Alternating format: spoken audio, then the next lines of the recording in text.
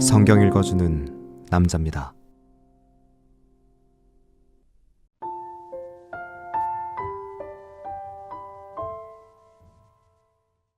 그 후에 아하수에로 왕의 노가 그침에 와스디와 그의 행한 일과 그에 대하여 내린 조서를 생각하거늘 왕의 시신이 아뢰되 왕은 왕을 위하여 아리따운 처녀들을 구하게 하시되 전국 각도의 관리를 명령하여 아리따운 처녀를 다 도성수산으로 모아 후궁으로 들여 궁녀를 주관하는 내시 해계의 손에 붙여 그 몸을 정결케 하는 물품을 주게 하시고 왕의 눈에 아름다운 처녀로 와스디를 대신하여 왕후를 삼으소서.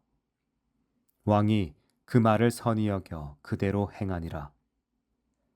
도성수산에 한 유다인이 있으니 이름은 모르드게라. 저는 베냐민 자손이니 기스의 증손이요 시므이의 손자요 야일의 아들이라. 전에 바벨론 왕 느부갓네살이 예루살렘에서 유다 왕 여고냐와 백성을 사로잡아 갈 때에 모르드게도 함께 사로잡혔더라. 저의 삼촌의 딸 하다사 곧 에스더는 부모가 없고 용모가 곱고 아리따운 처녀라. 그 부모가 죽은 후에 모르드게가 자기 딸같이 양육하더라. 왕의 조명이 반포되매 처녀들이 도성수산에 많이 모여 해계 수하에 나아갈 때에 에스더도 왕궁으로 이끌려가서 궁녀를 주관하는 해계의 수하에 속하니 해계가 이 처녀를 기뻐하여 은혜를 베풀어 몸을 정결케 할 물품과 일용품을 곧 주며 또 왕궁에서 의뢰에 주는 7 궁녀를 주고 에스더와 그 궁녀들을 후궁 아름다운 처소로 옮기더라. 에스더가 자기의 민족과 종족을 고하지 아니하니 이는 모르드게가 명하여 고하지 말라 하였음이라. 모르드게가 날마다 후궁들 앞으로 왕래하며 에스더의 안부와 어떻게 될 것을 알고자 하더라. 처녀마다 차례대로 아하수에로 왕에게 나아가기 전에 여자에게 대하여 정한 규례대로 12달 동안을 행하되 6달은 몰약 기름을 쓰고 6달은 향품과 여자에게 쓰는 다른 물품을 써서 몸을 정결케 하는 기한을 마치며 처녀가 왕에게 나아갈 때에는 그 구하는 것을 다 주어 후궁에게 왕궁으로 가지고 가게 하고 저녁이면 갔다가 아침에는 둘째 후궁으로 돌아와서 비빈을 주관하는 내시 사아스가스의 수하에 속하고 왕이 저를 기뻐하여 그 이름을 부르지 아니하면 다시 왕에게 나아가지 못하더라. 모르드게의 삼촌 아비하일의 딸 곧 모르드게가 자기의 딸같이 양육하는 에스더가 차례대로 왕에게 나아갈 때에 궁녀를 주관하는 내시 해계에 정한 것 외에는 다른 것을 구하지 아니하였으나 모든 보는 자에게 괴물 얻더라. 아하수에로 왕의 7년 10월 곧 데베덜에 에스더가 이끌려 왕궁에 들어가서 왕의 앞에 나아가니 왕이 모든 여자보다 에스더를 더욱 사랑하므로 저가 모든 처녀보다 왕의 앞에 더욱 은총을 얻은지라. 왕이 그 머리에 면류관을 씌우고 와스디를 대신하여 왕후를 삼은 후에 왕이 크게 잔치를 베푸니 이는 에스더를 위한 잔치라. 모든 방백과 신복을 향응하고 또 각도의 세금을 면제하고 왕의 풍부함을 따라 크게 상준이라.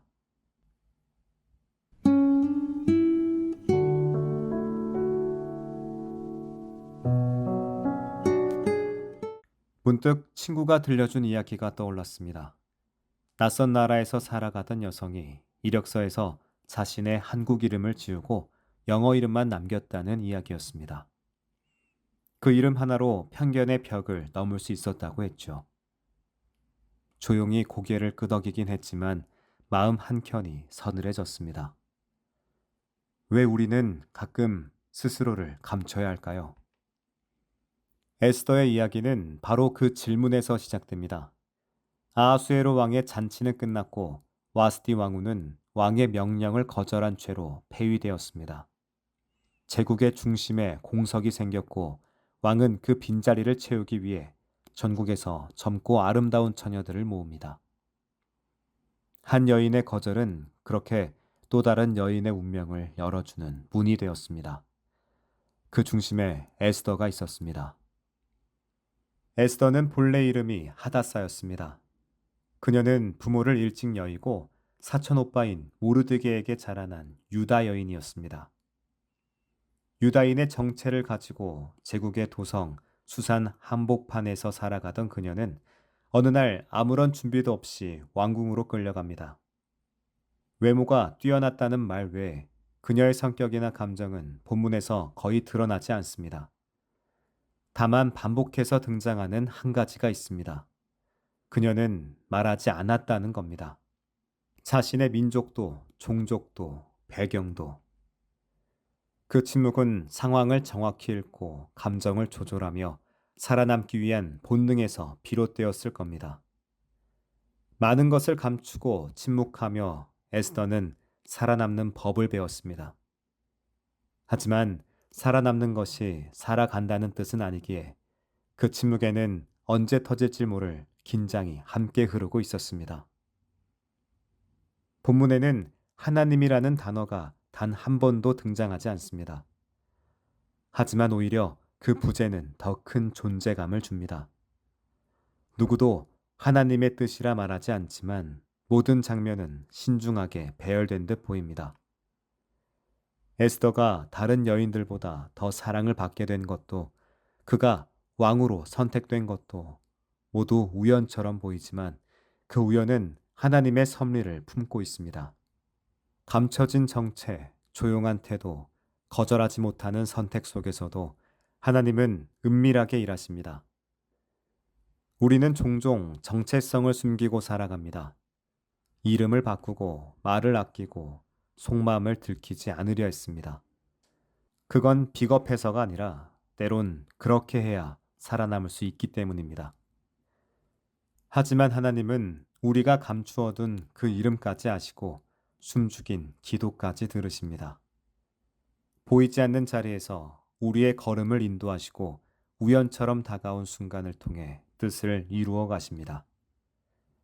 에스더의 침묵은 어느 날 깨질 겁니다. 그녀는 왕후의 자리에 오른 이후 더 이상 감추는 삶이 아닌 드러내는 삶으로 부르심을 받게 됩니다. 하지만 지금 이 장면에서 우리는 그녀가 그 부르심을 준비하고 있는 은밀한 때를 보고 있습니다. 숨겨진 이름, 감춰진 신앙, 말하지 않은 이야기 속에서도 하나님은 결코 멈추지 않으십니다. 요즘 우리도 에스더처럼 살아갑니다. 너무 말하면 튀고 너무 침묵하면 사라지는 세상 속에서 우리는 때로 자신의 진짜 얼굴을 숨긴 채 살아갑니다.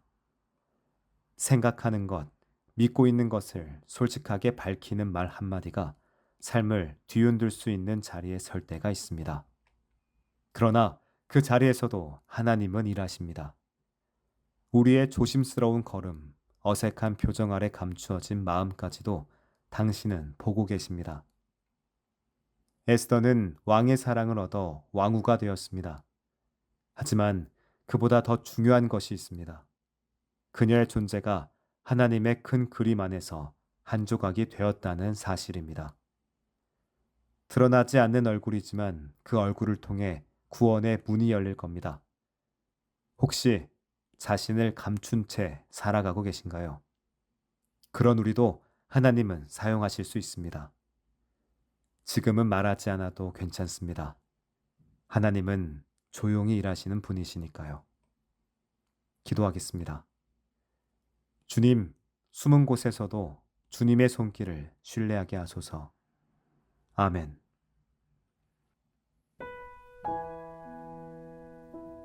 지금까지 묵상에 함께하는 교회 홍정한 목사, 내레이션 성경 읽어주는 남자였습니다.